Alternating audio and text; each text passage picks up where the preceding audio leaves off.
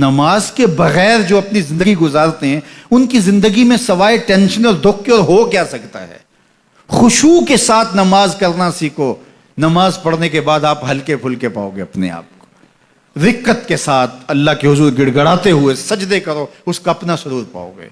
اللہ اکبر. لیکن ایک بندہ کہے کہ جناب میں نماز پڑھتا ہوں لیکن ایسی کیفیت تو پیدا نہیں ہوتی, تو شیطان اس کو کہتا ہے کیا فائدہ ایسی نماز پڑھنے کا؟ لوگ بھی کہتے ہیں فلاں بندے سے یہ جرم بھی سرزد ہوتا ہے, نماز بھی پڑھتا ہے, اس کی نماز کو مورد الزام بناتے ہیں. تو بندہ بھی کہتا ہے چھوڑے, نماز نے مجھے کیا فائدہ دیا. لیکن کہا نہیں, نماز نہیں چھوڑنی. پہلے فرمایا نماز میں خشوع کرتے ہیں, یہاں فرمایا نماز کی محافظت کرتے ہیں. اگر کسی وجہ سے خشوع پیدا نہیں ہوتا چھوڑتے پھر بھی نہیں ہے. یہ اللہ کا فریضہ ہے. محدث کچھوچوی علیہ رحمہ سے ان کے ایک مرید نے کہا حضرت نماز پڑھتا ہوں لطف نہیں آتا, مزہ نہیں آتا. تو آپ نے حیرت سے کہا کہ اس کے باوجود پڑھتے تو ہو؟ کہا جی وہ تو اللہ کا حکم ہے, وہ تو پڑھتا ہوں. تو محدث کچھوچوی علیہ رحمہ جھومنے لگے, کہا واہ واہ, تم لطف کے بندے نہیں اللہ کے بندے ہو. تمہیں سرور نہیں آتا پھر بھی پڑھتے ہو, اس کا مطلب ہے تم سرور کے لیے, مزے کے لیے, لطف کے لیے نہیں پڑھتے, تم تو اللہ کے لیے پڑھتے ہو. اللہ اکبر. تو بندہ سرور نہیں بھی آ رہا پھر بھی اپنے آپ کو کھینچ کے لا رہا ہے مسجد کے اندر. خیال تنگ کر رہے ہیں پھر بھی مصلی پہ اپنے آپ کو کھڑا کر رہا ہے. سوچیں اس کو آوارہ پتے کی طرح کبھی ادھر پھینکتی ہیں کبھی ادھر پھینکتی ہیں, لیکن پھر بھی وہ کھڑا ہوا ہے کہ میں نماز پوری کر کے جانی ہے. بار بار کبھی بھولتا ہے لیکن پھر دوبارہ نیت مان کے کھڑا ہو جاتا ہے, نہیں میں پوری کر کے جانی ہے. یہ کیوں کرتا ہے؟ میرے اللہ کا حکم ہے. تو خشوع کی وہ کیفیت نہ بھی ہو تو کہا محافظت پھر بھی کرتے ہیں. یہ خوش نصیب لوگ ہیں. اولئک هم الوارثون, یہ لوگ وارث ہیں. یہ لوگ جن میں یہ خوبی ہیں یہ وارث ہیں. کس چیز کے وارث ہیں؟ مال کے, دولت کے, کوٹھیوں کے, کاروں کے, محلات کے. کہا الذین یرثون الفردوس, یہ جنت الفردوس کے وارث. ہم فیہا خالدون, اس جنت سے وہ کبھی الگ بھی اس میں ہمیشہ رہیں گے.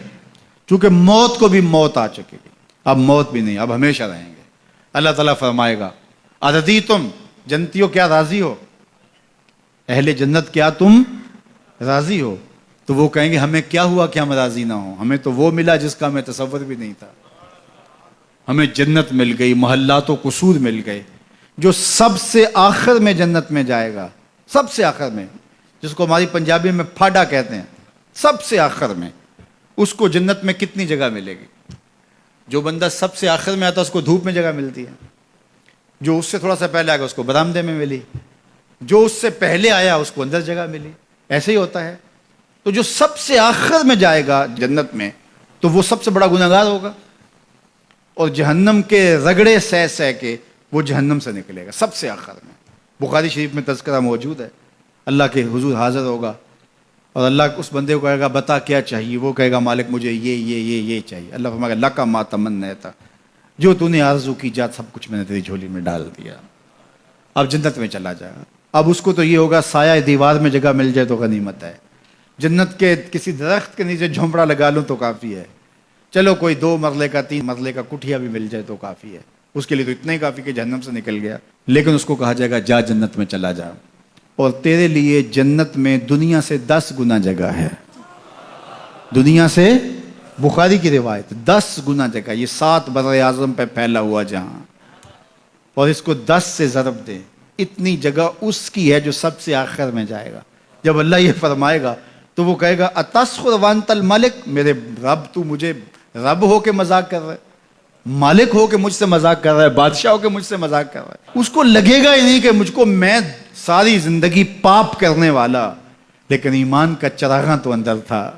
اللہ اکبر. آج نکلے گا تو جنت میں سب سے آخر جانے والے شخص کو کتنی جگہ ملے گی؟ دنیا سے 10 گنا جگہ دنیا سے سب سے آخری شخص کو, پھاٹے شخص کو ملے گی. پھر بلال حبشی کی جاگیروں کا عالم کیا ہوگا؟ ابو بکر عمر کی جاگیروں کا عالم کیا ہوگا؟ بابا فرید گنج شکر, داتا گنج بخش علی اجویری, شیخ احمد مجدد الف ثانی کی جاگیروں کا عالم کیا ہوگا؟